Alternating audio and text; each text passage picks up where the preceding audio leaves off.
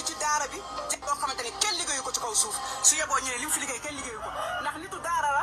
liggéey ci daara bi jàng ci daara bi mokkal nekkaat nitu daara bi jàngal ay daara di jëriñ doomu aadama yi moom moo doon jëriñ doomu aadama yi waaye kenn jëriñu ko kon oustaz Alioune Badara Ndao amuñu payam lii payam daal mooy man de Kopr Express bi may ibbi pour réseaux sociaux yi def ko ndimbal te yàlla tax bés bu ñuy dimbali oustaz Alioune Badara Ndao daaram la ñu njëkk dimbali gis nga daaram bi soxla na loo xamante ni tey ji dañuy yëkkati miir yi mi ngi nii gis ngeen ko nii dañuy yëkkati miir yi moom moo fi taxaw doon xeexal askan bi moo fi taxaw doon xeexal diine moo fi taxaw doon wax ak gàddu yàlla yi di taxaw di fa wax li nga xamante ni mooy jëriñ askan bi ba tey li koy dal dal ko macha allah kon bu mu ñu gën a gore li mu fi bàyyi gis nga jàkk jaa ngi nii wax dëgg yàlla mi ngi nii tey ji jàkk ji ci kaw dañ ko war a étager def ci kaw xale yi di jàng ci suuf yi fi jullee wutal ko fi bu dee robinet wala gasal ko beneen teen oustaz Alioune Badara Ndao amuñu payam yàlla mi am payam yàlla na koy la xale yi àjjale dem naa ba fuñ ko suul ñaanal naa ko réseaux sociaux yi daal li ma leen wax mooy ngeen ibbi ay Kopr Express pour oustaz Alioune Badara Ndao ndax daf fee def lu kenn deful kon dañ ko war a defal loo xamante ni mosuñu ko fi defal kenn lii mooy oustaz Alioune Badara Ndao nañ leen ko fay boo xamante ni macha allah mënuñu ko fay nag yàllaa ko mën a fay mais dama leen bëgg a xamal ni projet bii mu taxawal bu yeboo ñu yeggali ko ndax projet bii tey jii xeexal askanam moo tax li ko fi fekk ko fi kon gis ngeen daaram jaa ngi nii wax dëgg yàlla xaaral ma filmer leen lépp su ko defee réseaux sociaux yi bu yeboo ñu xam ne daal cotiser daal yeggali ko nee nañ manqué nañ ndox xale ya amuñu ndox te ci àll bi la ñu nekk ci àll bi la ñu nekk gis ngeen fii mi ngi nii gis ngeen juma jàkka jaa ngi nii mi ngi nii ay xale yu tout tànk ñoo fi nekk soxla nañ ay yére soxla nañ ay jumtuwaay yu bëree bëri amuñu ay douche xale yi daara gaa ngi nii xale yi dañ fiy jàng amuñu ay douche amuñu robinet manqué nañu ndox te ñu ngi ci àll bi courant tam war nañ ko am wax dëgg yàlla oustaz Alioune Badara Ndao daal waruñu ko seetaan réseaux sociaux yi maa ngi ciy woo ñëpp ndimbal nag Kopr Express ndimbal te yàlla tax oustaz Alioune Badara Ndao nañ ci njëkk a defaral daaraam collecté ko defaral ko jàkkam ji nga xamante ne ci kaw dañ ko war a tabaxal xale yi yéeg ci kaw di jàng ci suuf ñu fiy julli internal war nañ ko defal loo xamante ni daal internal ba nga xamante ni macha allah moom nañu war a taxawal kër oustaz Alioune Badara Ndao këram gaa ngi nii gis ngeen buggul daray àddina buggul daray alal buggul daray gouvernement buggul ay malet joxuñu ko ay malet neexaluñ ko ay malet neexaluñ ko alal oustaz Alioune Badara Ndao lu mu am ñàkkama ko jox di jox daara alxuraan dunduloo daara alxuraan di néew di doole ba nga xamante ni kenn gëstuwu ko doom coono ba nga xamante ni ba ñu koy bundu xataal kenn taxawul dimbali ko ñu di ko seetaan ba li koy dal ko tey oustaz Alioune Badara Ndao daara mi ngi nii ku xool daara ji xam ne daara ji laaj na defaraat xale yaa ngi ci mii ci biir dañoo rafle amuñu yëre te amuñu tamit ndox ñoom seen bopp nañu amuñu ndox gis nga xale yaa ngi nii di jàng ci biir gis ngeen ko nii ñoo yellool dimbali ku leen dimbali yàlla nga dimbali ku leen dimbali suñu borom bi nga dimbali kon nag oustaz Alioune Badara Ndao lii mu def projet bi tey dañ ko war a yeggali tabaxal ko ci kaw defaral ko ci auzu billahi min asheytaani rajim bismillahi rahmaani rahim ñi ngi nuyu ñëpp ku ci nekk sa tur ak sa sant di leen ziar di leen màggal di leen ndamoo di leen tiitro di leen béggee bu wér di ñaanal imaam Alioune Badara Ndao yàlla yërëm ko xaare ko àjjana suuf oyof ci kawam bàmmeelam sedd guy leer naññi ne gàññ suñu borom teeru ko teral ko ci àjjana yu gën a kawe sàmm njaboot gu mu fi bàyyi daara ji tuut tànk yi mu taxawu leen suñu borom taxawu leen yal na yàlla yokk leeram te taas ñu ci barkeem imaam Alioune Badara Ndao nag ab histoire la boo ko déggee ab ustaas la bu nekkoon ca Ngaan ca Kaolack nekk nit bu baax yor ay taalibe di góorgóorlu ci mbay ak champs yi yor ay tuutànk di leen jàngal alxuraan di leen tette ci diine islam ci calme ci sérénité foo xam ni kenn xamu ko ñu xëy rekk boole ko ci ab mbir taqal ko ci mbir yi ba bu muy génn àdduna ñu leen di wax nag tey jaar-jaar yi nan lañu def ba kii di oustaz Alioune Badara Ndao dem ba bokk ci histoire dem ba tey ji Sénégal duñ ko fàtte ak lan moo tax boobu ba léegi muy nit bu ñëpp xam te ba léegi seen président jaalewu ko ñu mu bokkal jaalewuñ ko gouvernement ba jaalewuñ ko lépp lan moo ko waral donc flashback ñu dem ci film bi lundi le 26 octobre 4 heures du matin la gendarmerie de Colobane en collaboration avec LGI de Mbao, la brigade de Faidherbe, ñu def benn contingent de 15 voitures de la gendarmerie nationale armées jusqu'aux dents avec des fusils, avec des gaz lacrymogènes, avec des pompes à gaz, avec ay monotes maanaam armées jusqu'aux dents, benn contingent de 15 voitures et d'une plus de 50 gendarmes dem débarquer à 4 heures du matin ca Ngaan Alassane chez Imam Alioune Badara Ndao. La bande à Moussa Fall. Moussa Fall moo formé ñii te bu dee yéen a ngi fàttali ko live ya ma doon def nee naa leen Moussa Fall dafa créé benn bande ci biir gendarmerie bi ay gaañanam yu mu formé teg leen. Moussa Fall mooy la bande à Diak, la bande à Meng, à Adama Niang, et cetera et cetera. ñooñu ñëpp ña nga woon ci biir ñu dem wàcc kër Imam Alioune Badara Ndao. Boum, avant ñoo yegg si 15 voitures yi dañ ko wërale ñu wër dëkk bi yëpp. yii ñu dugal ko ci àll bi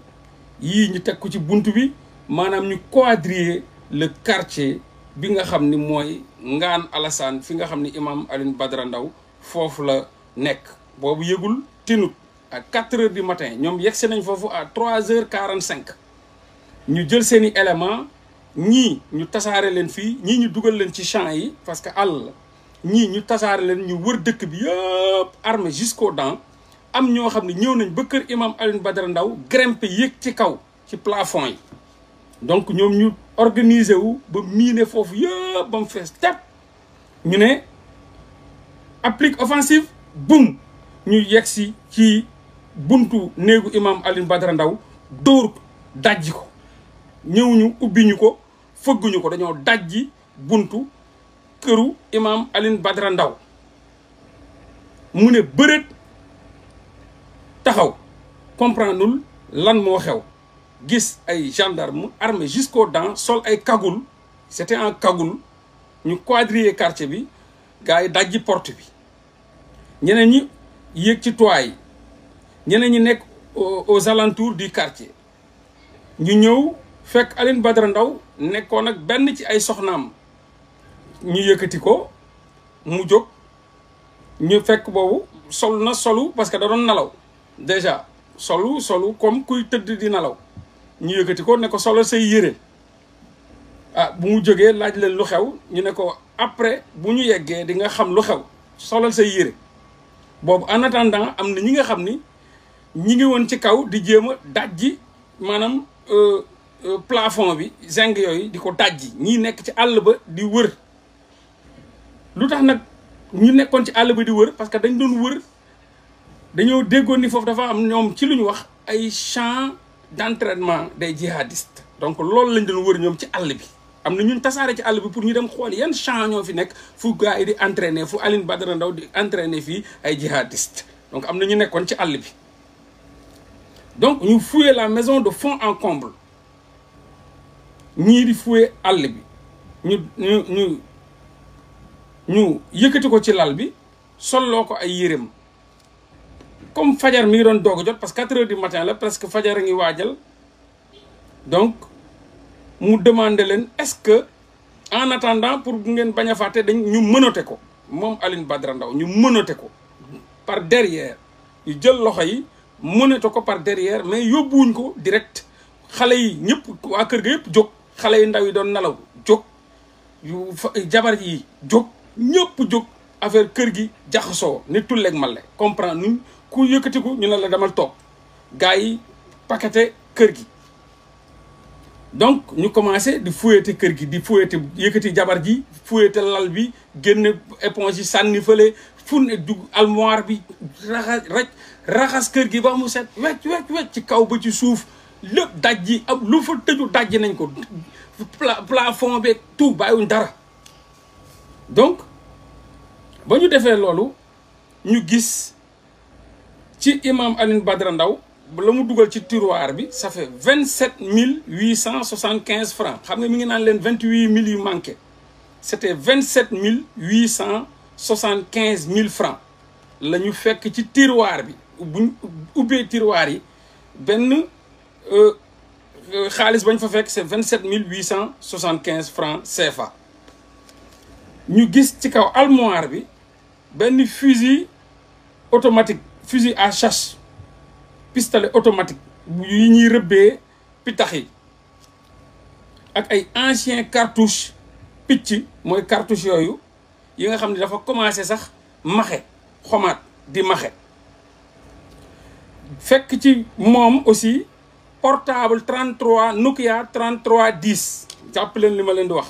27 875 lañ fekk foofu fusil à chasse pistolet automatique buy rëbb ay pitax ak tamit benn portable Nokia 3310 waaw ñooñu nag waxoon naa la c'est la bande à Moussa Fall ñi Moussa Fall formé tañ ne woon brigade ba ak LGI boole ak gendarmerie fédérale ba ñoom ñoo dajaloo wàcc këram donc tiital nañ waa dëkk ba mënate ko dugal ko ci oto bi fekk pare nañ lu ñuy def yëpp il était presque 5 heures 6 heures yu manqué donc ñoom bu ñuy pare 4 heures lañ fa dugg presque 5 heures 45 def nañ lu mat 1 heure et quelques presque 2 heures de temps def nañ ko biir kër googu dem ci àll bi xool ay camp d'entraînement des djihadistes par-ci par-là fu nañu dugg fa dajji la fa ne fitnaal waa kër ga jël ko mënate ko solloo ko ay yërëm dugal ko ci oto bu nekk ci digg bi ñu paqueté ko moom dafa am ku dugg mu dugg ci ginnaaw ñu dugg ci ginnaaw am ñeneen ñu koy garder ak mënatam yeneen oto yi jiitu yeneen oto yi nekk ci ginnaaw gars yi armé wu jusqu'aux dents fas yéene ko nag yóbbu Dakar donc lu ñu fa fekk moom mooy wax naa leen ko 27 875 fusil à chasse bi portable Nokia 3310 ñoom ils étaient cagoulés armés jusqu'aux dents donc ay presque 6 heures du matin lañ fa jóge Dakar le 27 octobre à 11 heures ñu yegg si donc ñu ngi fa 6 heures du matin le 26 lundi ñu yegg fa mardi le 27 octobre à 11 heures arrivé à la brigade de recherche de Colobane foofu nag la ñu tegee imam Ndao fekk am na ñeneen ñañ jàppoon ñu xamal ko ni dañ lay toppee foofu nag la ko xamee apologie du terrorisme association de malfaiteurs blanchiment de capitaux détention d'armes illégales association de malfaiteurs en réunion avec une entreprise terroriste organisation terroriste Daesh et Boko Haram installation d'une base de djihadistes et des champs de formation des djihadistes loolu fekk préparé nañ ko yëpp tegal ko xamal ko ni lii lañ lay toppee donc ba ñu paree loolu ñu contacter le plus rapidement possible des journalistes et des journaux de l'État et ñi nga xam ni dañuy liggéey état di yàq deru doomu aadama yi nekk fi ñu leen di wooyee presse ñu ne leen pour ñu def ko une affaire d'une ampleur hors norme d'une envergure sans commune mesure, aggraver la situation, diaboliser l'imam, semer la peur partout. Loolu lañ leen sant comme mission. Donc c'était mardi le 27. ba ñu joxee comme journaux Youssou Ndour yëpp ak yenn presse yi donc liñ leen sant moom mooy jël leen affaire bi def ko mu doon une ampleur hors norme, une envergure sans commune mesure, aggraver la situation, diaboliser l'imam, semer la peur partout. Donc ñoom loolu mooy seen mission. TFM jóg RFM jóg seen observateur jóg nga dégg le lendemain bismillah Mamadou xomalan nangam ñu jàpp nañ jihadiste jàpp nañ raykatu nit jàpp nañ poseur de bombe affaire yi doy waar. Donc loolu du woon ñoom dañ leen ko jox mission lañ leen jox pour ñu liggéey loolu ñoom ñoo waroon liggéey loolu ci nopp sénégalais yi léegi nag ci lañ ñëwee gis ngeen luñ fa jël 27000 lañ fa jël ñoom ñu ne jël nañ fa ay millions d'euros de dollars donc gis nga ni ñu ko amplifier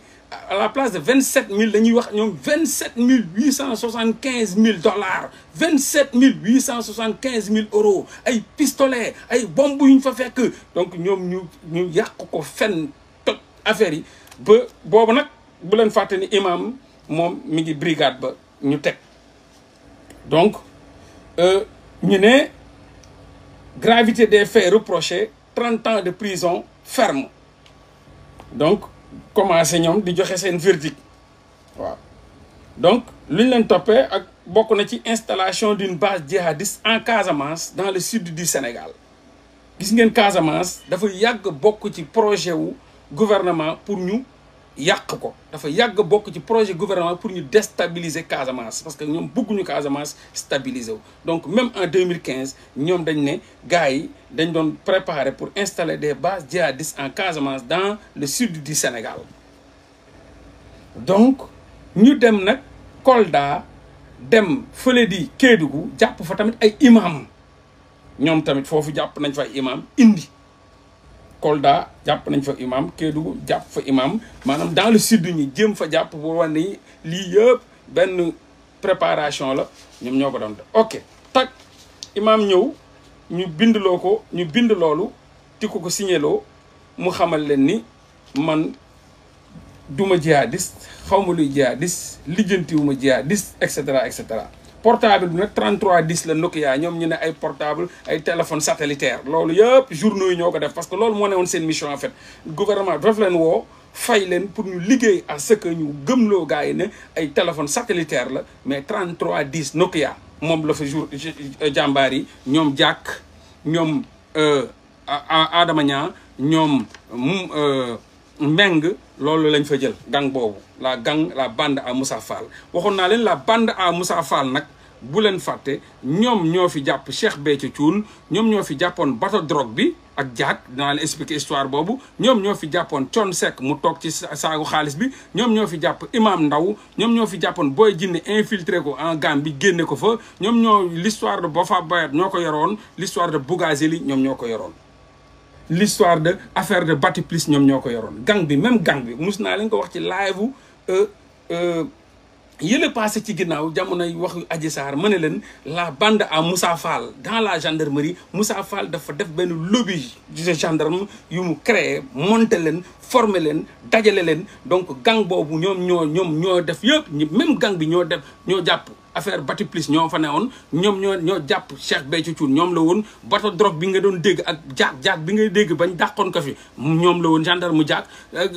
Thione Seck ba muy toog ca ñoom la woon Imam Ndaw ñoom la woon Boy Djiné ñoom la woon Boffa Bayotte ñoom la woon Bougazelli ñoom la même gang même personne même collectif la bande à on les surnomme la bande à Moussa Fall le général Moussa Fall la bande au général Moussa Fall donc ñu évoluer donc ba ñu ñëwee Moussa Fall préparé na lépp sa bande préparé nañ lépp ñu ñëw nag jël di jéem a signéloo imam Alioune Badara Ndao mu lànk ne leen mënuma signé lii parce que xawma terrorisme duma terroriste musuma dugg ci mbirum terroriste donc duma ci taq ñu jàpp ko nag dugal ko ci benn chambre boo xam c'était déjà préparé une chambre noire fermée hermétiquement amul benn lumière tàng xasaw matelas bu ndaw am ay buñ couvert ak plastique matelas boo xam ni plastique moo ko couvrir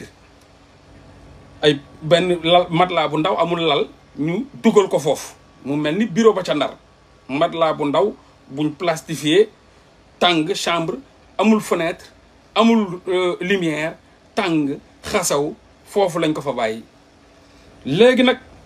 ba mu toogee ñu ñëw fa lañ indee haut-parleur yooyu muy wax te dinañ leen nettali haut-parleur yooyu lan la doon wax cassette bi ñu indi haut-parleur yooyu noonu def ko fa foofu la commencé 24 heures sur 24 haut-parleur yooyu day da doon saaga ndey imam Alioune Badara Ndao ay enregistrement sonore la ay nit yu bëri ñu koy menacé de mort di ko saaga ay ndey yu ñaaw di ko wax naan da nga doon waajal posé bombe yow bombe tey ñu nangamtaan sa tey rek ñu teg tey rek ñu nangamtaan yow da nga doon waajal posé bombe yow Touba nga doon jéem a teg bombe ak Tivaouane Touba ak Tivaouane feeñ na fa maintes fois Touba ci enregistrement yooyu saaga ay ndey la ñuy saaga ay ndey imam Alioune Badara Ndao naan ko yow da nga doon waajal posé bombe Touba da nga doon waajal posé bombe Tivaouane tey rek ñu nangamtaan seen ndey tey rek ñu nangamtaan ay wax ju ñaaw a ñaaw bu salte ay saaga ndey la woon ay menace de mort la woon ay taqal yu ñu ko doon taqal de ko moom da doon waajal ay bombe yu muy teg Touba yu muy teg Tivaouane enregistrement yooyu mu leen di wax moom imam Alioune Badara Ndao tey mi ngi ci dëgg man maa ngi ci fen loolu la ay saaga ndey ay enregistrement ay nit yu bëri yuy wax di ko saaga ay ndey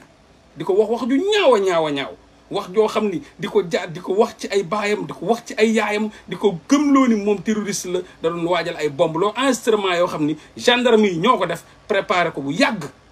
donc tegal ko 24 heures sur 24 foofu ci néeg bu tàng boobu noonu fermé hermétiquement pas de lumière amul fenêtre amul dara matelas plastique ñu commencé nag tegal ko di ko saaga ndey ñu tuur leen fa ñoom ñëpp ensemble ñoom ñëpp ñu dajale leen ñu dund fa dund bu méttee papa gisu leen yaay gisu leen mbokk gisu leen gendarme yi ñoo doon jël di leen jox ay lekk yoo xam ni pour bañ a dee juste pour bañ a dee bañ ko fa jëlee nag loolu nag brigade bu Colobane la fa dund ñu jëlee leen foofu après ci lañ ko ne 27 875 yañ jëloon sa kër des na lii la fa des matul sax 2700 yuñ ko jox ne ko lii moo fa des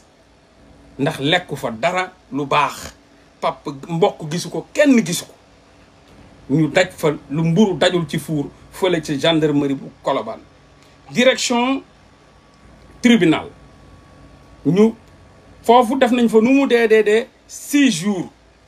ca gendarmerie boobu dund fa lu mburu dajul ci fuur ñu pare jël leen dugal leen ci oto yi mënate leen yóbbu leen direction tribunal ñu jàkkaarloog Samba Sall ak Bassirou Gueye ñu indiwaat même chef d'inculpation yooyu tagaat ko seen kaw wax naa leen association de malfaiteurs du ma ci retourner et cetera et cetera association de malfaiteurs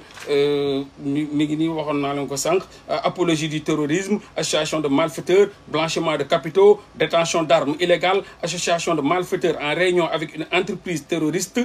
organisation terroriste Daesh et Boko Haram et l'installation d'une base de djihadistes et des champs de formation et cetera et cetera et cetera et cetera donc loolu lañ leen teg donc fekk lépp pare na kii di Samba Sall nag ne ko lii lañ la toppee ñu jël leen boobu teeluñu leen évacuer ci kaso ba ñu defal leen retour de parquet ñu yóbbu leen nag police centrale ñu jël leen police centrale moom imam ba xëpp leen fa ñu toog foofu nag waajaloon nañ fa ay mbir ay kañaa nga fa woon ay mbóoda nga fa woon ay melentaan nga fa woon ay sànqalaño nga fa woon ñu sol fa ay bandits de grand chemin ay xale yi salte bu dugal leen ci grille bi ci police centrale ba ñu fees tepp retour de parquet donc Samba Sall nag téye leen foofu tamit yàggal leen fa ñu sonn loolu foofu tamit lekkuñu fa presque naanuñu fa mbokk gisu leen kenn mënu leen teg bët loolu noonu xaalis boobu pour bu leen fàtte ne 2750 yooyu noonu joxuñu ko imam bi dañ koo jël yóbbu ko police centrale comme si waa police centrale ñoo war a continuer di jox moom imam bi ci 2550 yooyu ya ca des la mu war a lekk mu toog ci giri ba di xaar Samba Sall téye leen fa kokkali leen foowee leen ba benn moment mu woo leen ñu dóor leen mandat de dépôt direction Rebeuss chambre 1 foofu la njëkk a dugg ñu dugal ko chambre 1 paquetage boobu nag wax naa leen ci kaso ya boo ñëwee ñoom ñëpp booy yum àndal ñooñu ñu ko booleel ne ko laajuñu ko ba xam nga ñii wala xamoo ñi xamu leen xamaanu leen ñooñu ñëpp lañ ko dajaleel yóbbu ñoom ñoo bokk fu ñu doon nekk parce que daf leen fa fekk donc ñu yóbbu ko nag benn chambre ñu naan chambre 1 foofu lañ leen dugal mu tàng lool metti lool ñu paquetage ko fa paquetage waxoon nañ leen ko kenn mënatu ko nettali kenn Sénégal ñu tëral leen comme ay chandis paquetage imam bi tànc leen ba ñuy mel ni mare détaillé en attendant parce que imam bi waruloon nekk foofu en attendant foofu nag def na fa 15 jours ba mu fa defee 15 jours nag ñu waajal en attendant benn chambre ca Saint-Louis bañ ko yóbbugum mais moment boobu yëpp ñoom jël nañ ay financement pour xeex terrorisme ñi ngi doon waajal luñ naan quartier de haute sécurité bu ñuy tabax Liberté 6 pour ñoom. donc jël nañ fa ay milliards yu ñu jël ci Union européenne ci Banque mondiale ay milliards yu ñu dugal ci politique yi ñu sàcc ko yi ñu dugal ko ci seen i compte donc ñu ne dañuy tabax benn quartier de haute sécurité pour ñoom ñiy wooyee les terroristes les fameux terroristes yóbbu leen foofu. donc chambre 1 tamit boobu paquetage dafa dund bu tara 15 jours ñu pare ñu yóbbu ko direction Saint-Louis chambre 6 bu ñu ko yóbbee chambre 6 ñu mënate ko encore mënate ko dugal ko yóbbu ko direct Saint-Louis mi ngi fa yegg côté 7 heures et quelques 7 heures ci timis bu leen fàtte ni imam tam bañ ko dugalee ci oto bi laaj na leen ba xam mun naa julli ñu ne ko doo fi jullee bañ ko buggee génne këram bañ ñëwee jël ko war ko génne këram pour yóbbu ko mënate ko daf leen est-ce que mun ngeen maa may ma jàpp julli ñu ne doo fi jullee ñu dugal ko ci oto bi mu ne leen est-ce que mun ngeen dindi monot yi pour ma julli ñu ne ko boo munee jullee nii jullil waaye duñ dindi monot yi pour muy leer donc imam bi nii la toogee am ay ponkal yu toog nii ay gendarme ñu wër ko oto baa ngay dem nii la imam doon jullee ak monotami nii la doon jullee ak monotami donc ba léegi imam jéebi laalu suuf muy leer ay détails la ñuy war ta fàtte yu nangul benn yoon imam bi julli ci këram nanguñu ko mu julli ci biir oto bi nanguñu dindi monot yi donc nii la doon jullee ak monotam donc ñu yóbbu ko chambre 6 plus de 40 prisonniers mu def fa une semaine foofu am na fa chance parce que bu fekkee chambre 1 la ay 100 et quelques prisonniers la doon dund ñoo ko paquetage bu dee Saint-Louis nag 40 prisonniers la en attendant foofu nag lañ ko génnee waajal ko fekk ñoom jël nañ matériel yëpp indi ko Saint-Louis foofu nag la maanaam torture yi commencé ci imam Ndaw Ndar la tàmbale ñu jël chambre cellule ñu génne ko ab guddi lañ ko génne ci chambre 1 yóbbu ko nag ci cellule bi nga xam ne moom kese moo fa war a nekk ñu isolé ko fa 3 semaines du génn du dox du julli du nekk en contact avec les prisonniers foofu nag fekk nañu installé fa seen enregistrement baaful bi ñi doon saaga imam bi ay ndey di ko taqal di ko jiiñ terroriste di ko jiiñ ne yow yaa rey lii yow yaa doon waajal bomb et cetera donc foofu lañ njëkk a dugalee lañ indiwaat chambre ba baaful yuñ inséré des gens qui parlaient du mal de l'imam di crier nanga ko terroriste dinañ nangamtaan sa ndey terroriste di ko terroriste nga koy dégg partout ay wolof ñu koy saaga ay ndey nanga ko dinañ nangamtaan sa ndey yow yàlla nañu yàlla jégal di ko saaga ay ndey yu salte te ñaaw di ko yuuxu naan ko yow dinañ nangamtaan sa yaa doon bëgg a teg bombu Touba yaa doon bëgg a teg bombu Tiwaawoon di jaxase tarixa yi di jaxe muy dégg loolu ñu def ko ñu yokk volume bi ba mu ne kan ci nopp yi ñooñu di yuuxu ci nopp yi di yuuxu imam bi jaaxle comprendre lu ñuy wax muy xool imam bi taxaw na ci moom ci cellule am boobu di wër di xool fan la ñuy wax nekk bu mu demee ba sonn nag ci la woo benn garde ne ko woo ko ne ko dimbale ma ngir yàlla dama dégg ñu yuux di ma saaga ay ndey nan dama doon waajal dóor fii bomb dama doon waajal jaxase Touba dama doon waajal jaxase Tiwaawoon maa ngi dégg ñu ngi may garde bi ñëw ne ko dégguma dara fii dara amu fi mu ne ko la may dégg garde bi ne ko est-ce que commencé woo am problème mu bopp loolu la ko garde bi wax est-ce que commencé woo am ay problème mu bopp di délirer mu ne ko awma problème mu bopp déliré wu ma dofuma jinne jotuma maa ngi dégg ñi ngi xanaa déggoo lii ñi ngi may saaga ay ndey ñi ngi may yuuxu ñi ngi may sosal ñi ngi may taqal laa ilaha illallah di ko wax nan yow déggoo ngoo ko ne ko dégguma dara rien nada waaye léegi comme man duma fi chef dinaa dem gis si chef ba wax ko ne ko li ngay dund kooku dem disparaître ñu indiwaat keneen teg ba mu commencé sonn foofu di wax naan ñu dimbale ko arrêté wax ci saaga yi arrêté saaga ndey wax ji ñaaw ji ci la demee ba gis chef bi maanaam ki nga xam ne moo jiite ne ko ah man de fii saa yu dañ may tegal ay mbir ñi may saaga ay ndey di ma wax lu ñaaw lu ne damaa bëggoon ñu arrêté ko damaa bëggoon ngir yàlla ñu arrêté ko sonn lool nag ñooñu ñëw dof-doflu arrêté affaire ba fële ñëw ne ko ñun dégguñu fi dara waaw xaaral ñu xool nangam mu ne leen bu weesoo loolu sax fii dafay xeeñ dama sonn munuma nokki déglu leen bu baax noté leen nag fan la feebaru imam tàmbalee feebar laa leen wax feebar parce que foofu dañ fa doon dóor ay gaz asphyxiant ay gaz asphyxiant lañ fa doon dóor fu taxawee na le imam bi di tichooli tàng metti cellule buñ ko préparé ak wax yooyu noonu nga xam ni ñi ngi koy saaga ay ndey matin midi soir nan ko yaa jaxase tarixa yi yow di ko gololoo loolu bu ñu waxee loolu nag kooku ñëw ne ko ah bu dee sono bi moom est-ce que du sa taalibe yi da ngay toog nii di xalaat say déglu leen wax yi de est-ce que doo toog di xalaat sa taalibe yi comme biri yi ñuy def bu ñuy jàngandoo daara ji bu ñuy jàngandoo ni ñuy yuuxoondoo ku nekk di jàng est-ce que du yooyu traumatisme yooyu nga commencé am ca Saint-Louis mu ne leen awma traumatisme awma problème li may dégg maa ngi koy dégg te yéen it xam ngeen ni yéen a ngi koy dégg garde bii mi ngi koy dégg ñu ne ko ah ñun fii dégguñu dara xëy na da nga commencé di traumatiser wu di délirer comme si boo nekkee daara ja xale yi ni ñuy jàngee noonu di yuuxu xëy na loolu la donc mu bañ ñooñu tegal ko loolu ñooñu ba ñu demee taalaat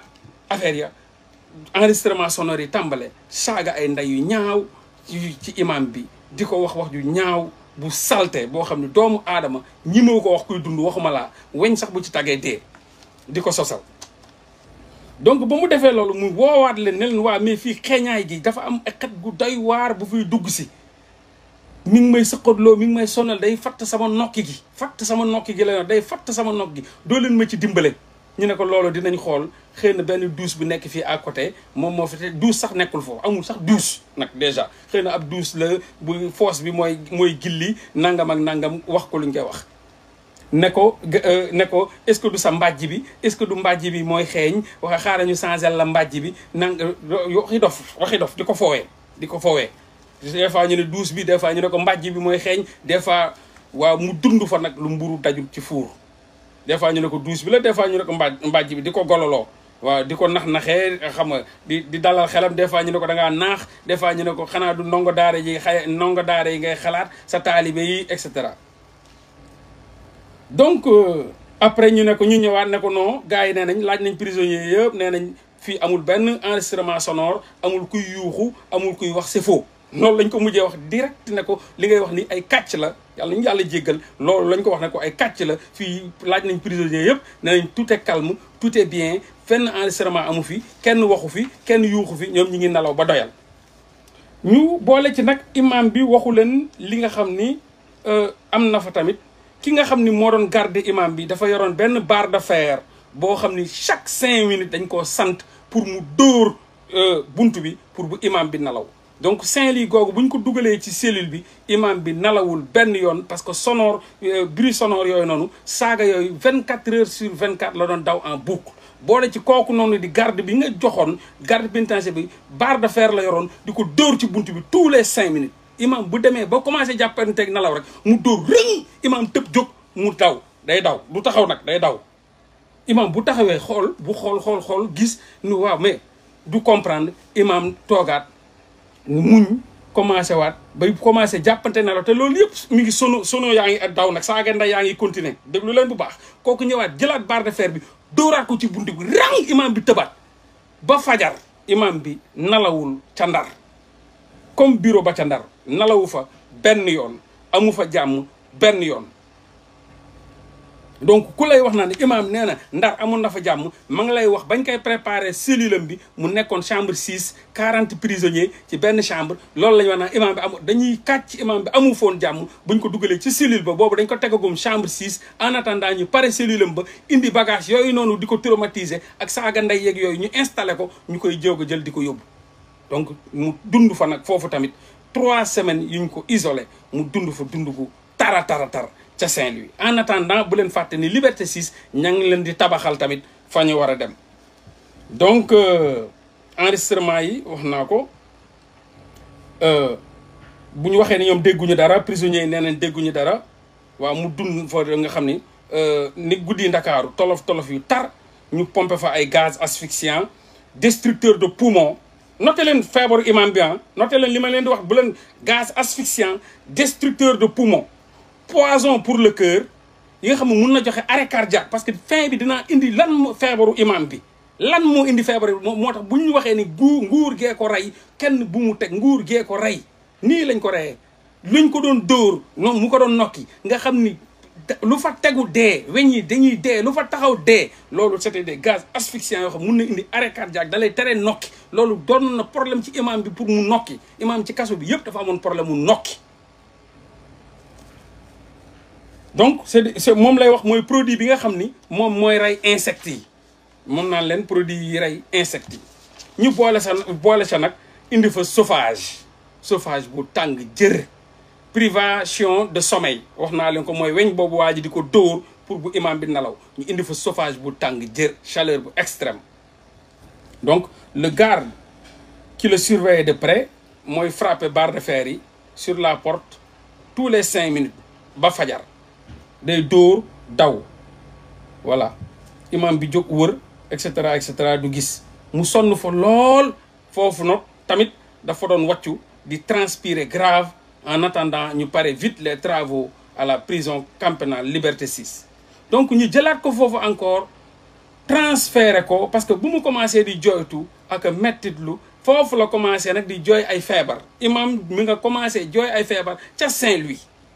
ay dënn buy metti ay yaram buy metti ay problème mu nokki foofu la ko commencé nag di jooytu ñu jël ko nag fa lañ ko jëlee transféré waat ko Rëbës yóbbaat ko Rëbës cellule mais munu matériel yooyu jëlaguñ ko woon foofu pour yóbbu ko Rëbës donc bu mu ñëwaatee Rëbës yàggu fa ñu jëlaat ko Rëbës yóbbu ko Cap Manuel cellule donc foofu deuxième Rëbës paquetage suñ ko cellule lañ ko yóbbu ñu jëlee ko Rëbës yóbbu Cap Manuel cellule lañ ko yóbbu en attendant Liberté 6 pare na ñu indi nag ñu dugal jëlee ko Cap Manuel direction Liberté 6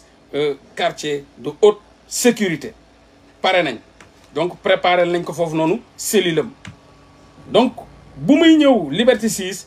gars yi indi nañ les enregistrements indi nañ bombe à gaz buy détruire ay cellules les cellules du cœur et du cerveau indi nañ fa chauffage ba def ko 55 degrés Celsius indi ko fa nag dugal bañ ko dugalee nag mbir ya tàmbale na ca Liberté 6 mu ñëw fekkaat fa enregistrement yooyu mu fekkoon fële ca gendarmerie bu leen fàtte ca gendarmerie la tàmbalee bu Colobane enregistrement yooyu ñu jëlaat ko transféré ko Liberté 6 enregistrement yooyu nag bu muy jaaraat Rëbës indiwuñ ko bu muy jaaraat Cap Manuel indiwuñ ko dañ ko yóbbu direct quartier de haute sécurité bu prison bu Liberté 6 installé ko foofu imam bi ñëw asalaamaaleykum pour taalal nañ ko affaire ya tey rek ñu nangam tànn tey rek dinañ ñëpp nit yu bëri di wax tey rek ñu leen dinañ nangam tànn tey rek ñu yow da ngay kii yow boobu nga ñu doon waajal tey ñu saaga ya tàmbale takkarnaase foofu tam ba mu ñëwee rek saaga ya takkarnaase yuuxu ya takkarnaase da nga bëggoon teg bombu Touba da nga bëggoon teg bombu Tiwaawoon tey ñu naan ay nit yuy wax yu bëri di wax di saaga rek di xotti façon saaga budul saaga jinne saaga nañ ko fa ay ndey xeetu saaga boo xam ni musoo ko dégg ci kaw suuf mu tàmbale nag ñu tegaat ko foofu noonu baaful ba 24h/24 mu ubale nopp ya saaga ndeyee di riir ñu koy menacer de mort di wax bay wax xaaral ma liiral leen ko ak chauffage bi 55 degrés mu ñàkk ba tooy xepp di weñ summi garam bu mi di ko weñ di weñ garam bu weex bi toog ba yàgg mu dese bu weñee bu génnee bu garam bu bi sous-vêtement lay dese sous-vêtement bu weex mu ñàkk comme pas possible di lox imam ba di lox commencé manqué doole boo xoolee da ngay gis ni kii mi ngi ñàkk doole ñàkk nalaw googu mu àndaloon mel ni ku feebar chauffage bu metti loolu tàng loolu di xar bopp bi ñaar chaque moment imam bi ñaan ndox waaye s'il vous plaît woo garde bi dooma may ndox lillahi wa rasuli imam bi jël ci ndox mi di naan di ko sotti ci bopp bi sotti yëre yi ba mu tooy xep mu jël kaala ba xooj takki ko bopp bi jël seen mbaxanaam boobu teg ko jël kaala ba takk ko ci bopp bi bu yaram bi tooy xepp nu yaram bi di siitee ci ñaq noonu la imam bi di jëlee yëre ba di xooj ci ndox mi di jël di solaat di xooj ci ndox bi di sol di xooj kaala gi takk takk ci bopp bi xooj mbaxane bi ba mu tooy teg ko ci bopp bi imam bi daj fa loo xam ni mburu daju ko ci fuur ndax chauffage bu doy waar di ñaq di transpirer di xooj yére yi xooj kaala ga xooj mbaxana ba takk bopp bi kaala gi teg ko ci mbaxana ba ñuy pompe boole ci nag di pompe à gaz néeg bi taxawee na le foofu di xeeñ xunn xeeñ tàng jër enregistrement yi di yuuxu ñu koy saaga ndey yaa bëgg a jaxase tarixa yi yaa bëgg a jaxase di pare posé bombe Touba Tivaouane tarixa yi rek nga bañ yéen ibaadu yi am na yéen ibaadu yi dinañ nangamtaan seen ndey yéen ñëpp balaa ngeen ñuy rey dinañ rey seen nangam yéen ibaadu yi dinañ toj seen nangam yéen ibaadu yi yow imam ndaw dinañ nangamtaan sa yow imam ndaw yow dinañ tag na ni yow doo imam yow saaga ndey yi di takkar naase ibaadu yi yéen kii yow imam ndaw saaga yi mel ni tulleeg man la ci noppi ñu tegalaat ko même enregistrement foofu nag Liberté 6 la quartier de haute sécurité mu def fa 2 ans 2 ans mu dund ko fa 2 ans moment boobu nag ki nga xam ne moo ne ministre de l'intérieur mi ngi tudd Abdoulaye Daouda Diallo en attendant mu dem wër kër diine yi di leen xamloo ni def leen attention dinañ gën a sécuriser les lieux de culte dinañ gën a sécuriser kër diine yi dinañ gën a sécuriser édifice public yi parce que am na lu gars yi di waajal am na commencé jiitu imam ndaw ñoom ñi ngi ko tëj ci kaso yi journaux yaa ngi yàq deram moom Abdoulaye Daouda Diallo dem kër diine ya di fa fenn di fa kàcc di leen xamloo ni dinañ yokk sécurité bi dinañ gën a yokk parce que instant yi am na ay genre kii attentat yu gars yi di waajal attentat suicide yu gars yi di waajal nangam ak nangam dem Tivaouane dem Touba donc moom Abdoulaye Daouda Diallo ministre de l'intérieur commencé leen préparer mentalement ñoom kilifa diine yi di leen xamloo ni am na lu gars yi di waajal boobu ñoom ñëla ñi ngi dund jaxanama ci kaw suuf donc mu dund fa tamit ci Liberté 6 torture empoisonnement jàpp leen bruitage cerveau éjecté gaz pour détruire son cœur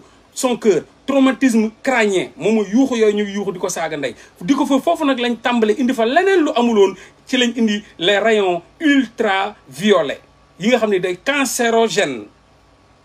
lii lañ fa yokkaat de ñu indi ay torches yu mu leen doon wax noonu c'était des rayons ultra lumineux ultraviolets des rayons X cancérogènes agent cancérogène dans son corps di ko infiltrer di ko dóor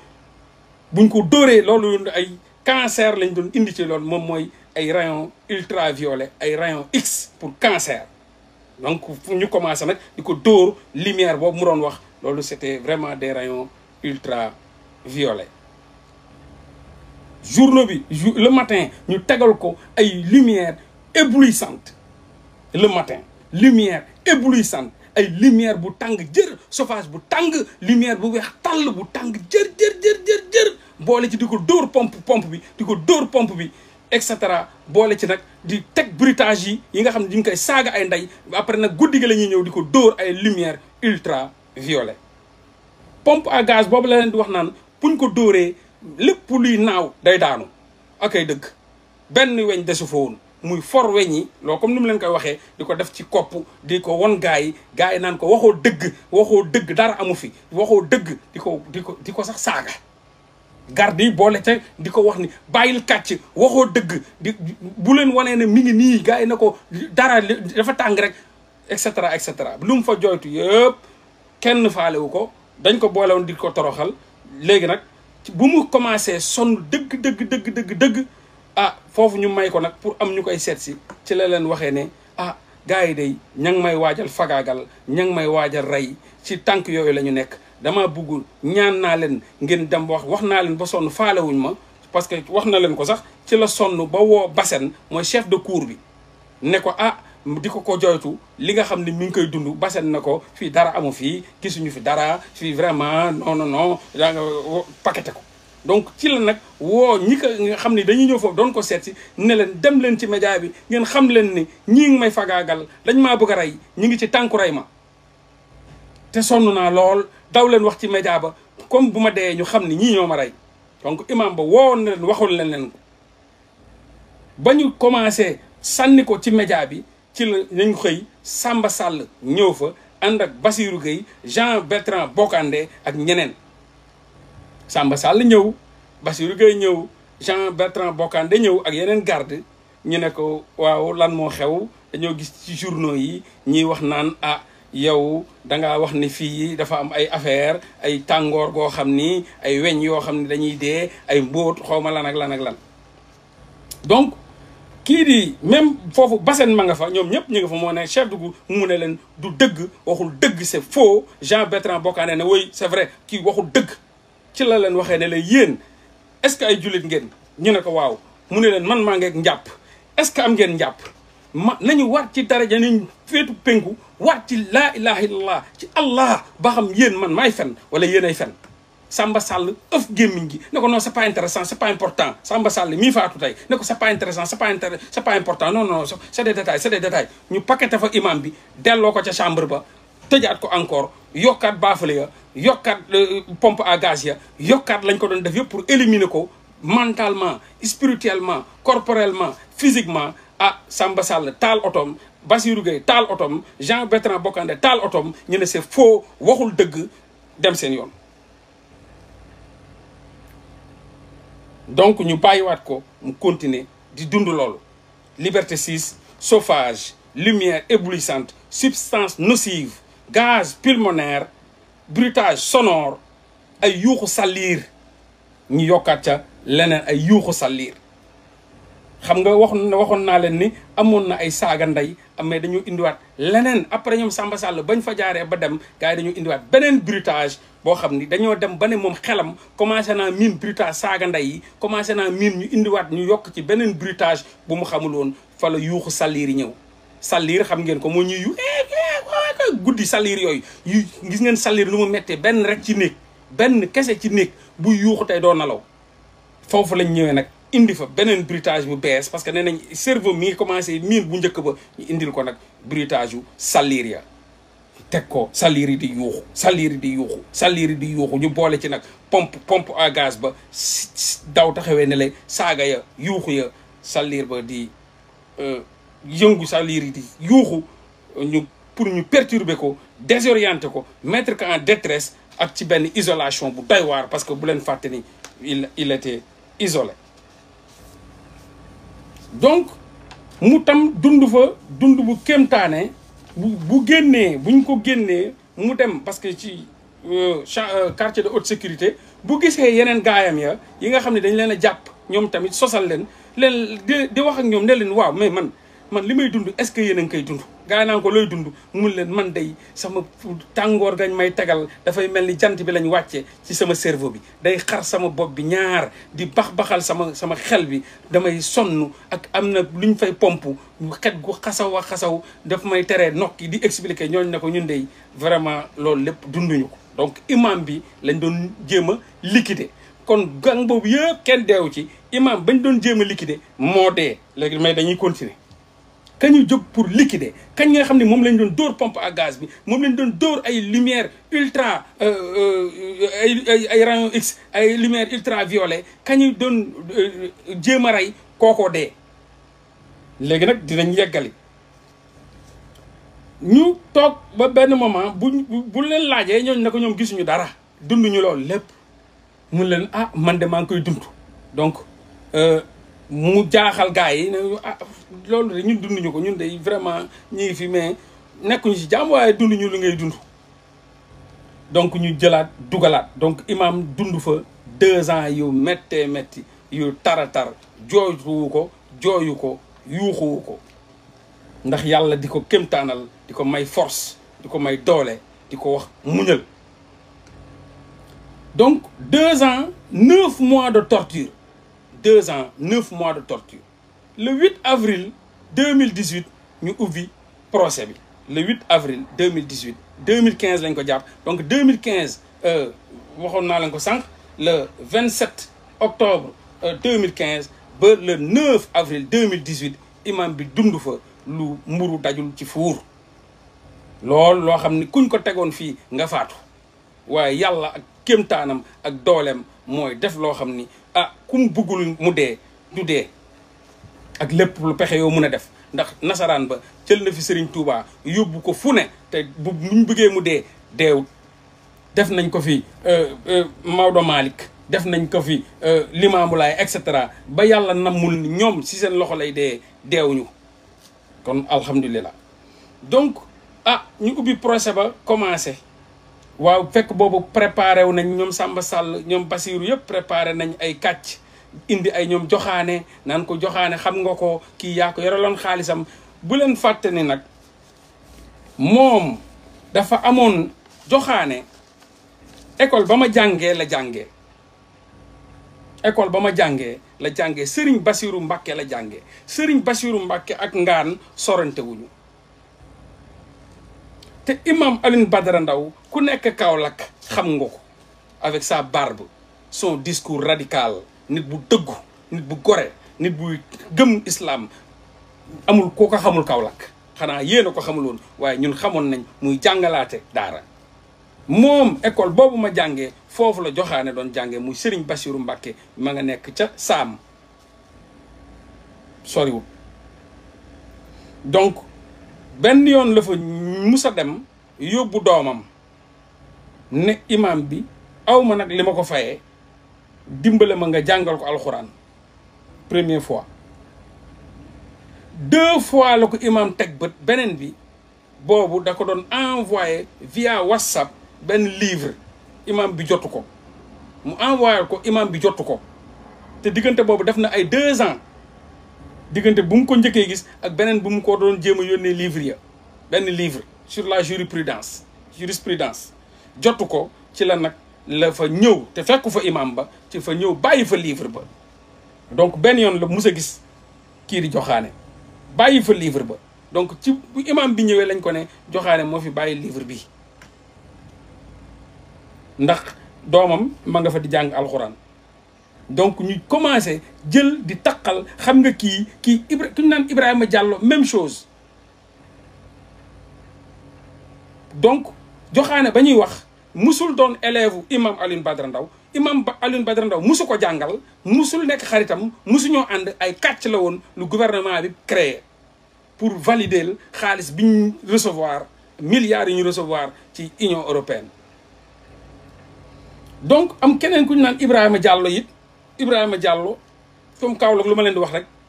ñun ñëpp xamante nañ Ibrahima Diallo ñoom dañoo wóolu imam bi ndax imam dafa dëggu imam dafa maanu donc Ibrahima Diallo jaar fa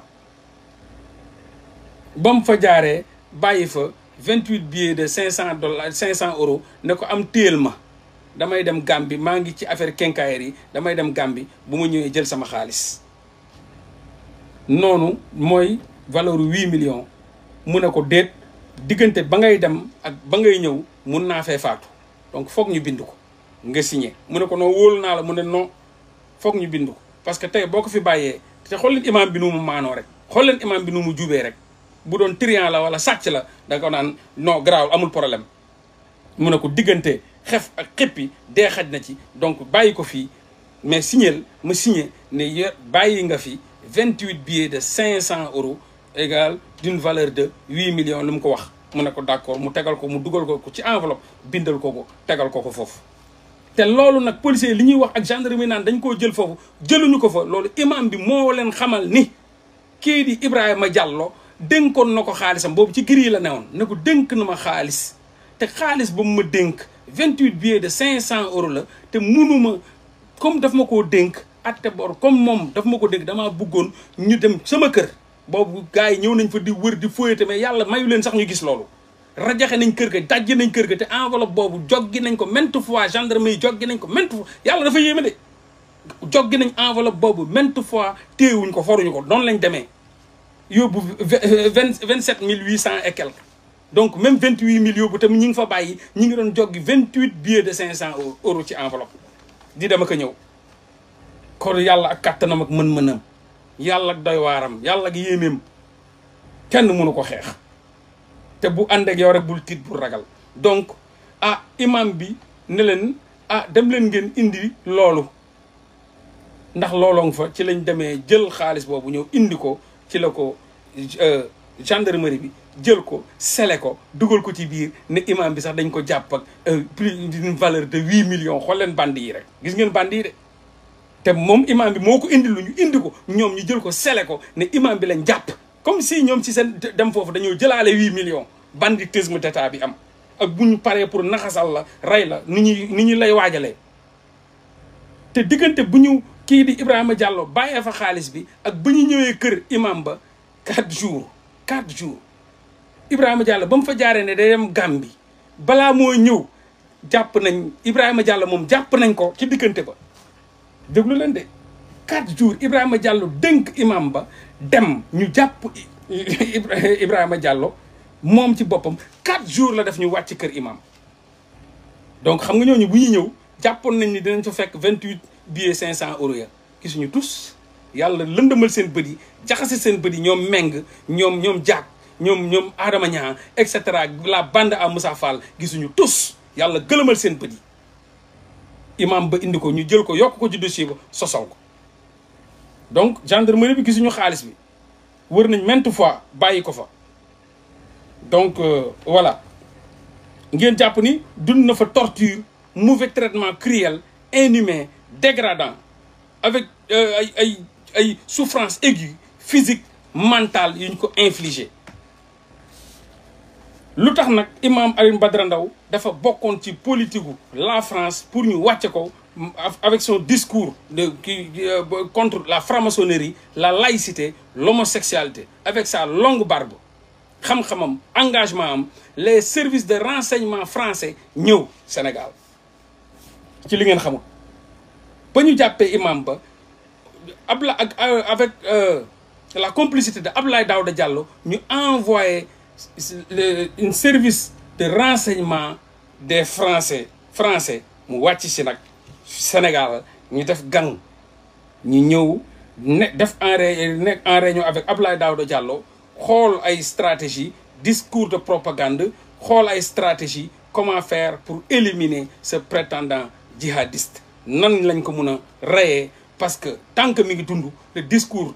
contre la franc-maçonnerie day jib nit yi dañ koy déglu la laïcité l'homosexualité loolu lépp kon il faut forcément avec aussi sa radicalisation nu mu radicalee ci discours am donc ñu presse bi déjà peindre na ko comme imam bu radicaliste djihadiste superman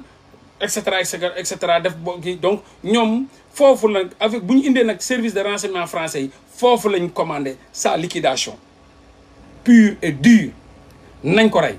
donc ba ñu defee jugement bi def nañ jugement bi wax nañ et tout mais dañoo libérer imam bi wax naa leen ko ñu libérer ko loolu beneen histoire la du ma ci jaar parce que je pense lu ci am solo moom mooy date bi bañ defee loolu libéré nañ imam ba dem na le 9 avril 2018 ouverture du procès le 19 avril 2018 acquittement après 2 ans 9 mois de torture et de tentative d'assassinat ñu toppee ko ne ko usage d'armes à feu bla bla bla dóor ko fa sursis donc il y a eu 13 condamnations 15 acquittements donc am na 15 doomu aadama yoo xam ni imam ba ca la bokk dañ leen fenal dañ leen sosal waaye imam ba lam ca dund kenn dund ko fa donc am na ils étaient plus de 31 personnes 13 condamnations 15 d'une trentaine de personnes 13 condamnations 15 acquittements ñi ñu acquitté sax ñu ëpp ñuñ condamné donc sosal nañ fa doomu jàmbur taqal nañ doomu jàmbur toroxal nañ doomu jàmbur tardel nañ ay doomu jàmbur jëm nañ rey ay doomu jàmbur loolu échec total la bu doon examen doo dem doo réussir boo jàppee plus d'une trentaine et quelques de personnes jàpp condamné juste 13 libéré 15 ne defuñu dara tous rien nada téye leen fa plus de 6 ans ñi 5 ans ñi 4 ans donc moom mooy échoué nga sa examen redoubler nga wala dañ lay dàq donc ils n'ont pas réussi leur mission donc après 3 ans mu am lu ñu naan chasse à l'homme comme xool nañ ni imam Alioune Badara Ndao deewagul ak lépp lu ñu tenté ci grille ak lépp lu ñu tenté ci gendarmerie ba ak lépp lu ñu tenté ci kaso yi ñu ko yóbbu yëpp waa ji mi ngi dund donc ils avaient décidé après 6 mois pour éliminer imam Alioune Badara Ndao une bonne fois pour toutes après 3 ans de chasse à l'homme ñu ne cour d'appel ñoom ñu waxaat ñu defaat seen réunion ne cour d'appel nu ouvrir encore enquête bi pour ñu woowaat imam bi pour juger waat ko foofu lañ doggalee imam ba nag foofu lañ reyee imam ba nag dama ne imam ñi ngi ko rey buñ ko mujjee woo pour mu ñëw ñu ubbiwaat enquête bi le 28 février 2022 lañ doggali imam bi bu mu ñëwee pour répondre au procureur de la République fa lañ ko nag assassiné une bonne fois pour toutes procédure bañ def processus yañ doon def lépp lañ ko defoon gaz yañ ko dóoroon lépp lañ ko dóoroon imam bi bu mu génnee wéru dafa feebaroon da nga koy xool da nga gis ku sonn la da ngay xool di dafa amoon problème mu cœur dafa amoon problème mu cerveau lépp problème yëpp lépp da doon répercuté mais moment boobu lu leen jaaxaloon lan moo tax suulaguñ kii boobu ba léegi te nag imam ba dem bokk ji nu tudd sa ànd sàmm jikko yi yore discours bu radical ñuy wax ci encore ci franc-maçonnerie ñu gis ni mi ngi wax ci franc-maçonnerie ba léegi mi ngi wax ci affaire homosexualité ci la Macky Sall génn ne gis naa ay imam di leen menacer gis naa ay imam yuy wër di wax ci ay homosexualité pour nañ ko durcir pour nañ ko nangam mooy loi boobu ñu doon wax naan dañuy dem yóbbu ko assemblée nationale loolu nag moo tax français yi ne kii nag nañ ko éliminer une bonne fois pour toutes na fi jóge na effacé wu si suñu bët ba imam duggee ci ànd sàmm jikko ñu commencé di waxaat yorewaat discours yi di wax waxu franc-maçonnerie di wax waxu homosexualité ci la nag les services de renseignement français ñëwaat ñu ne nag xaaral ñu ubbiwaat affaire yi il faut ñu jotaat waa ji ci loxo ba téye ko pour léegi assassiner ko une bonne fois pour toutes mu luñ ko dóor pompe bañ ko dóor 6 mois la waroon def pour dee 6 mois te lu ma leen di wax c'est février mars avril mai juin juillet août septembre fin février ba septembre 6 mois lañ ko mujjee dóor fële ca palais de justice 6 mois la amoon droit dund faatu donc képp ku taxaw naa ne imam bi ñoom rey ñu ko dañuy kàcc ña ngi ko éliminer jour procès bi bu mujj bii parce que bu leen neexoon ñu bañ ko woo lan moo tax ñu woo ko ba pare bàyyi ko pour mu dem ñu ne woon dañ ko acquitté ubbiwaat enquête yi ubbiwaat dossier bi indiwaat ko mu ñëwaat ñu jugé waat ko ne waa acquitté nañ la définitivement demal amoo benn problème defoo dara mais léegi lan moo waraloon loolu moom mooy dañoo ñëwoon pour doggali ko dañ ko waroon doggali une bonne fois parce que dañ ko gis ni buñ ko bàyyee ba léegi mi ngi dund mi ngi continuer di wax di bokk ci ay ànd sàmm jikko yi yor discours am boobu incendiaire contre la France ci la France ñëwee ne leen mais lan moo tax kii ñu jël sañuy milliards jox leen ba léegi doggalagu leen kii lan moo tax ngeen ñëw dugal déposé ñu jël ay milliards jox leen pour xeex te kii ba léegi mi ngi ñuy yàqal ci lañ ñëwee nag doggali ko donc ñu continuer boobu nag Samba Sall dee na donc le parquet a décidé de s'opposer à la décision de Samba Sall parce que Samba Sall dee na donc ñu créé 5 juges ñu jugé ko ba mu fa ñëwee nag ca lañ ko éliminé mooy dernier ba ca la pare juge 5 juges confirmé définitivement et irrévocable ñu ne léegi lañ décidé woon c'est définitif c'est irrévocable kenn mënu ko dindi ma pare nañ ci moom soxlatuñ ko pare nañ ci moom soxlatuñ ko loolu kese dañ ko waroon doggali ñëw na ñu doggali ko léegi ñoom ñu ñëw ne ok la ñu waxoon la Samba Sall waxoon ñun ñu ubbiwaat enquête ya ubbiwaat dossier ba dara amu ci wax nga dëgg waaw léegi définitivement la léegi soxlatuñ la sax irrévocable maanaam kenn mënutu la woo léegi demal sa yoon demal ba mu leen wuyu jee nag foofu lañ ko doggalee donc mu faatu le 6 septembre ci AVC cardiologie imam dafa toog loxo bi commencé metti loxo bi commencé di mu mel ni kuy lafañ ku commencé di lafañ loxo bi commencé wul joxe ba loxo ba commencé wul joxe ci la ko wax ña fa ne yeewu rek loxo ba paralysé commencé paralysé imam ba muy dem hôpital loxo ba dafa commencé di paralysé mu commencé am ay caillots de sang maanaam deret ba commencé di def ay caillots de sang di fatt poor yi cerveau ba munul jotati cœur bi munatul joxe deret bi nu mu waree du yegg ci cœur ba mu commencé nag di am ay signes AVC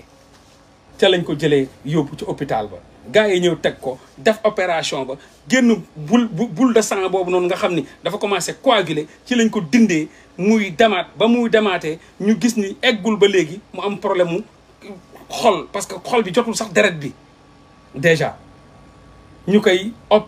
jéem opéré waat ci la nekk dans le coma ba bés bu muy faatu dañuy continuer donc imam ñu ay cardiologie AVC moo ko rey il était dans le coma c'est un accident vasculaire cérébral les séquelles de l'AVC dommages yi caillot de sang bouche d'un vaisseau sanguin du cerveau des maladies cardiovasculaires les maladies du cœur la mort des cellules nerveuses imam était privé d'oxygène pompe yañ ko doon dóor gaz yañ ko doon dóor déstabiliser ko yàq xel mi tofloo ko avant moo dee donc AVC massif moo rey imam AVC massif qui a entraîné un coma qui affecte tant le cerveau et le cœur une pression intracrânienne et le besoin d'une chirurgie AVC massif ou AVC du tronc cérébral loolu moo rey imam bi moo tax duñ dossier médical ba génnewuñ ko lañ ko doon def nag pompe à gaz ya affaire yañ ko doon def yëpp moo dajaloo ñu muñ ko mujjee woo nag ca lañ ko doggali mu pare ca 6 mois am manqué na quelques jours avant moo faatu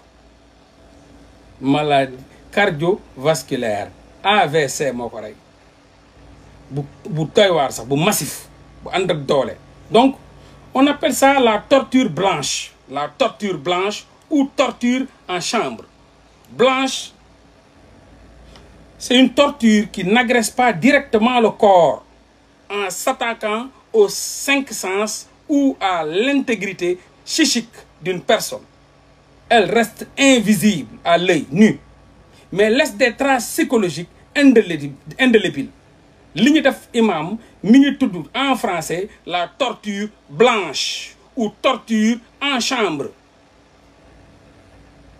maanaam ay lu ñu ko doon dóor du agresser directement ça n'agresse pas directement le corps en s'attaquant aux 5 sens et à l'intégrité psychique d'une personne. Elle reste invisible à l'œil nu, mais laisse des traces psychologiques indélébiles. Elle est notamment pratiquée sur les prisonniers politiques en Iran. C'est des formes multiples allant de l'absence de tout contact humain à la privation sensorielle totale, voire même des humiliations qui ont des conséquences à long terme. C'est des formes de torture sous peu effroyantes que celles induites par la torture physique. Donc, dooruñu ko ay torture physique lañ ko def noonu c'est psychique c'est physique am na mais jàppuñu ko di ko dóor ay boulon di ko dóor ay livre donc nuñ ko reyee mooy niñ loolu la ñuy tuddee la torture blanche. C'est une torture redoutable et efficace qui ne laisse pas de traces. Une torture redoutable et efficace qui ne laisse pas de traces. 4 murs blanches, pas de lumière naturelle. Xool leen lu ñu ko jàpp yëpp amul lumière naturelle. 4 murs blanches, pas de lumière naturelle, aucun contact humain, des bruitages, sonorisations, des cris en boucle, salir, des pleurs, faire avouer n'importe quel crime, quitte à être même exécuté. bu ñu lay def loolu da ngay bëgg sax ñu ray la ko dund. Des sons en boucle répétitifs forts et de façon à mettre un stress émotionnel, souffrir également de facteurs de stress physique. C'est des formes de torture, mettre la musique. Donc loolu lañ dundaloo imam.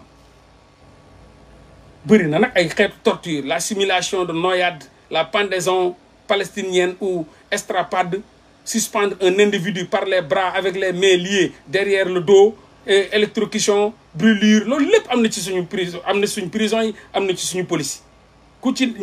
Sénégalais benn bu ne dee na ci nii. am na ku dee ci simulation de noyade, am na ku dee ci pendaison palestinienne, am na ku dee ci ñu takk say loxo poli la bopp bi ci suuf tànk yi ci kaw, paquetage, dambalo, cogner sa bopp bi ci mur bi lépp am na. Passage à tabac sans défense, électrocution à coup de câble, de seau d'eau, fouetté la lépp am na Sénégal. kuy wax ne amul da ngay kàcc wala da nga ko gisut. Donc la surpopulation, les sévices physiques, etc., etc. Donc pour xamal leen ni ay techniques de torture yooyu lañ def c'est des violences psychologiques psychiques mentales physiques avec une condition de vie extrêmement mauvaise dure et exceptionnelle c'est des tortures psychologiques donc loolu la imam bi dund ba bés bu muy faatu donc je pense que la Abdou Karim Gueye wax garaawul la Cheikh Omar Diagne wax garaawul ñoom dañoo foog rek yaakaar waaye Mollah Morgun nag dossier ba la leen génnal léegi maa ngi leen di ñaan ngeen bàyyi Abdou Karim Gueye di la ñaan ngeen bàyyi Cheikh Omar Diagne te topp ma man parce que dossier yi moom ñu ngi nii ñooñu ñëpp waxuñu dara ñi ngeen di jaay doole da ngeen leen mën rek man maay seen baay maa leen mën mi ngi nii dossier yaa ngi nii maa ngi leen di ñaan ngeen bàyyi leen ñooñu ay kumba amul nday lañ maa ngi nii di ko jaar ci digg bi di ko xar sénégalais yëpp di ko yëg adduna bi yëpp def live léegi des centaines de milliers de vues monde bi yëpp Gambie Côte d'Ivoire Mali Mauritanie man maa ngi nii man ngeen di jàpp bàyyi leen ñooñu duñu tus duñu dara defuñu waxuñu da ngeen leen di jaay doole mais man maay seen baay maa leen ëpp doole te mun leen ti man tous nix nada nothing Sénégal kon jàpp leen ni Macky Sall et sa bande avec la France ñoom ñoo assassiné kii di imam Alioune Badara Ndao fenal ko sosal ko rey ko à petit feu ba mu sedd guy ñoom ñoo ko rey ñi ngi noonu donc liñ naan l'insuffisance cardiaque maanaam wax naa leen ko AVC moo rey imam bi dafa ay deret bi da doon condensé wu di def ay caillots yu ñuul di fatt poor yi donc deret bi war a circuler di taxaw ñu opéré foofu noonu génn bul bu ñuul bi deret bi mu demaat dem ba fii taw a ñëw kii ci lañ ko yóbbu ci service cardiologie problème mu cardiaque problème mu xol bi arrêté imam xol bi arrêté deret bi mënatu fa daw caillot de sang yi fees dal ci yaram bi deret bi arrêté su cœur bi jotatul deret bi cerveau bi jot loolu moo rey imam bi c'est une mort atroce lu gars yi di ragal a wax une mort atroce bu tara lu méttee rey imam bi il était dans le coma il manquait d'énergie amoon ay difficultés pour nelaw amoon ay difficultés pour nokki des problèmes de congestion respiratoire manque d'énergie chronique difficulté à endormir à cause de problèmes de congestion respiratoire essoufflement perte d'appétit donc amul kenn ku rey imam bi ku dul Macky Sall et sa bande de criminels ku leen wax leneen ne leen ko waxu leen dëgg ñii nag moomuñu ñu mënuñu ñu juruñu ñu duñu suñuy papa duñu suñuy yaay mënuñu fi nekk askan wi kenn du yëy yàbbi kenn du wax ku wax police nangam dama ne digg ak GIGN nag la ñuy yemale doo leen yàlla doo leen yonentu mënu leen fi nekk di rey doomu aadama yi ne duñu wax di posone doomu aadama yi ne duñu wax ci liquider doomu aadama yi ne duñu wax moomu leen ñu mënu leen ñu doo leen yàlla doo leen yenantu ragaluñu leen mënuñu ragal yàlla di leen ragal mënuñ julli ci yenantu bi di leen ragal mënuñu nekk ay nit yu am diine di leen ragal buñ leen ragalee yàlla seetaan ñoo yéen ñun ragaluñu leen tiituñu leen du ragaluñu dee ragaluñu kaso on peut tuer un révolutionnaire mais on peut pas tuer une révolution lu leen fiy jëlee yéen xam ngeen ni dara mënu ko téye doole yi ak pexe yàlla lay doon bu nammee ngeen jóge fi di ngeen fi jóge li ngeen def yëpp Samba Sall lu mu def ci Sall bu lépp mi ngi ni tey faatu na imam Alioune Badara Ndao fekk ji na ko fa te Bassirou Gueye dina ko fekk ji te Bassène dina ko fekk ji te Moussa Fall dina ko fekk ji te Diack dina ko fekk ji te Mbeng dina ko fekk ji te Adama Niang dina ko fekk ji yéen et cetera yéen ñëpp di ngeen Macky Sall dina ko fekk ji Abdoulaye Daouda Diallo dina ko fekk ji ak ñeneen képp ku takk ci mbirum Alioune Badara Mbengue Alioune Badara Ndao imam yàlla na nga ko gis fii ak fu ñu jëm yàlla na feeñ ci sa njaboot képp ku ci takk tarfatal ay ni yàlla na ravager sa njaboot yëpp ravager sa lépp yàlla na nga dund bu doy waar bu torox tànge xeetu torox tànge fii ci kaw suuf balaa ngaa faatu donc imam Alioune Badara Ndao AVC moo ko rey bu chronique ay caillot de sang ñu koy dindi xol bi am problème mu jot deret bi loolu moo ko rey ba ñu weddee nañ leen génne léegi dossier bi defuñu gis nga nag defuñu autopsie te loolu la Cheikh Omar Diagne doon réclamer dañu war a def autopsie léegi nag li may tëjee autopsie defuñu ko Sénégal c'est vrai yàlla terewul kenn autopsie war na mun a am rey ay doomu aadama nii toroxal leen bañ na to jàpp ab imam éliminé ndax la France qui a commandité la liquidation purement et simplement de l'imam Alioune Badara Mbengue. C'est la France qui a commandité. ñëw nañ fi wàcc nañ Sénégal taxaw nañ fa. C'est la France qui a commandité la liquidation de imam Alioune Badara Ndao avec la complicité du gouvernement sénégalais. Je le dis en français pour àdduna bi yëpp xam. Donc pour vous dire encore une fois que loolu moo tax Macky Sall amul fitu naan day jaale France du la commandé éliminer ma kii nu mu gën a gaawee na jeex bëggatuñ dégg discours am bëggatuñ ko gis c'est fini. ci lañ ko woowaat ubbi dossier bi dóor ko pompe ba mu dem yoonam ca la seddee ba léegi imam da doon dee na bu yàgg depuis jour bu ñu ubbaatee procès ba bàyyi ko ne ko dem boobu lañ ko rey boobu lañ ko doggali. Donc amul fit Macky Sall man maa ko défier amul fitu jaale imam Alioune Ba bu koy def Didier bu koy def France tëbal ko xamu leen lu tax ngeen ay waaw ne ko du ko jaale Macky Sall je te défie amoo fitu jaale boo koy def Didier seetlu leen Macky Sall et son gouvernement amul kenn ku jaale imam ku ko def dee. La France est là di leen xaar France dina leen commandé ñu éliminer waa ji ba pare kenn ci ñoom am fit naan ay dagay ku koy def dee Macky Sall boo ko doon jox. Mais des milliards et milliards du ko jaale kenn ci Macky Sall du kenn ku bokk Benno Bokk Yaakaar du kenn ku bokk APR ku ñu xam ku ñu ràññee ku ñimee jaale imam Alioune Badara Ndao kenn Macky Sall boo leen ko doon dóor ba dee du ko def du ko tweeter du ko bind du amul fu mu koy bind comme si imam Alioune Badara Ndao deewut du ko bind fenn fu mu ko bu koy bind. France dinañ jël seen armement jël seen xaalis joxe ay milliards jox ba ñu rey waaja après Macky Sall am fit naan ay maa ngi jaale du ko def du ko tweeter du ko bind du ko publier du ko afficher amul fit bi du ko def te benn nitam ñimewu ko je le défie boo amee fit rek defal tweeter ko boo koy tweeter di dee maa la défier yow Macky Sall ñimewu ko tweeter te benn nitam ñimewu ko donc ñii nga xam ni ñooy dëmm yi ñoo rey imam Alioune Badara Ndao ba mu sedd guy doggali ko la dernière fois kenn ci ñoom gang boobu yëpp association de malfaiteurs boobu yëpp kenn tweeterwul kenn publierwul kenn partagéwul kenn yéeyu ci kenn yàbbiwu ci ña nga bàyyi noonu teng diggante boobu ñu kii bi dee na fi nga xam ne moo fii sax moo fi jiite te kenn kiiwu ko man maa ngi fii te publié wu ma ko jaale wu ma ko te maa ngi fii maa ko gën a jege kii faatu kooku moo jiite fii te maa ngi nii publié wu ma partagé wu ma ndax deele wu ma sama yoon nekku ci man imam Alioune Badara Ndao laa jaale waaw jullit mbokkam ki ma gën a jege laa jaale moom imam Alioune Badara moom ku ko gën a jege ñi mu ko jaale di jaale feneen di jaale ay góor jigéen am na góor jigéen bu dee temps yi muy jaale ay ñoom gor ba coof ak ay muy jaale ku tëggu muy jaale lan moo tax ñi mawul jaale imam bu koy def di dee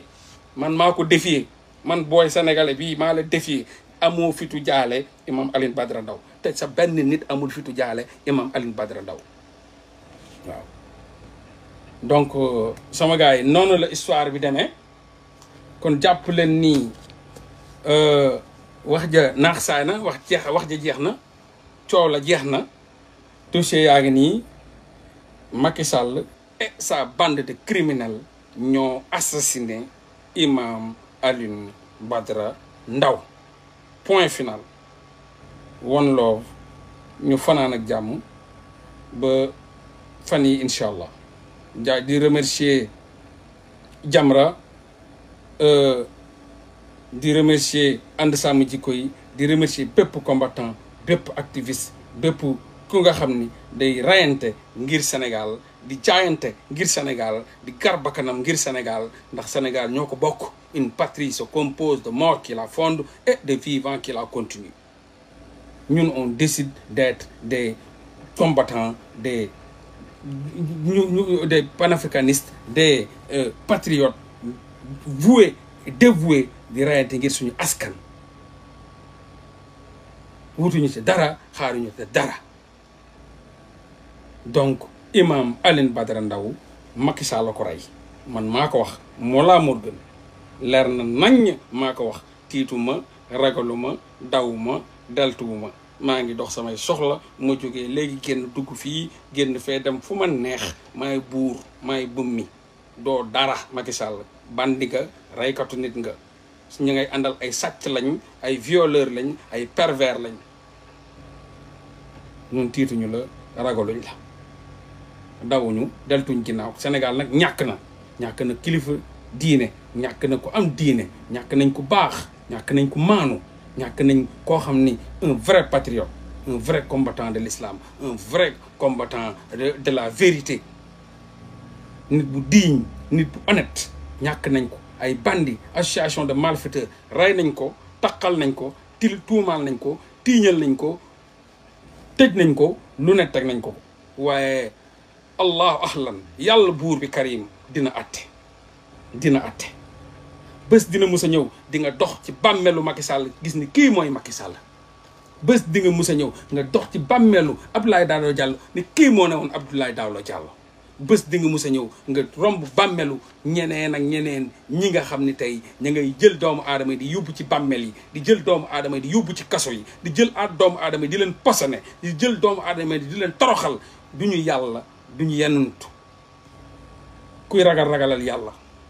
bu ragal benn doomu aadama toqatal ma niiw ancien spermatozoïde futur cadavre bu ko kenn daw bu ko kenn ragal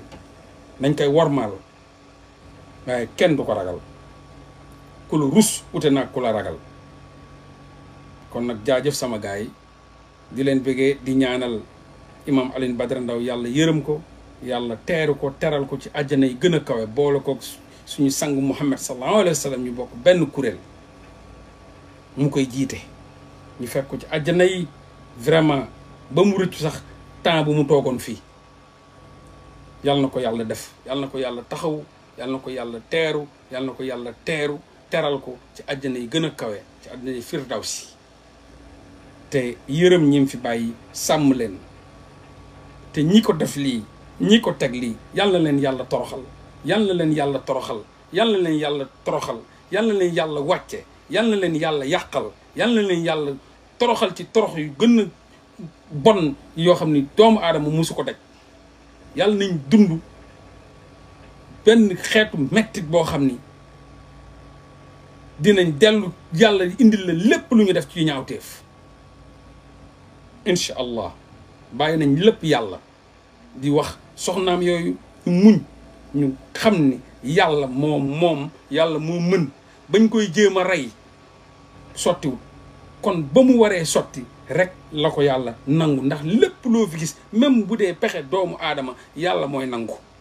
munoon nañ ko bañ ko yóbbee foofu lañ ko doon def ci xeetu torture yu atroce munoon na faa faatu waaye yàlla foofu faatuloowu ko fa donc alhamdulilah nit ku nekk bés bu ngay dund ak bés bu ngay dee ak la nga ca war a daj lépp yàlla moom pare na ca waaye loxo doomu aadama bu ci taqee loolu bés ba ci pénc di nga taxaw nga laye kook suñu borom laye kook kooku sa loxo la mu def ci deem waaw kon ñi ngi sant suñu borom subhanahu wa taala di leen gërëm di leen sant di leen bëggee ñëpp di leen wax ni le combat est noble nañ ci nekk nañu ko jaral dëgg na leen jaral lu ne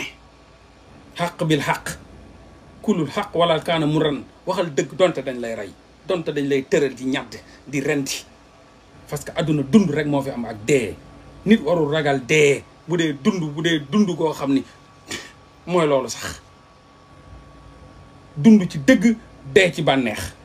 kese looloo fi am dund ci dëgg dund ci njub dee ci bànneex kon ñu ngi sant suñu borom subhanahu wa taala moom aja wa jal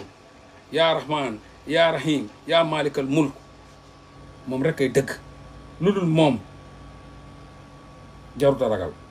jaajëf sama gars yi one love à bientôt incha allah peace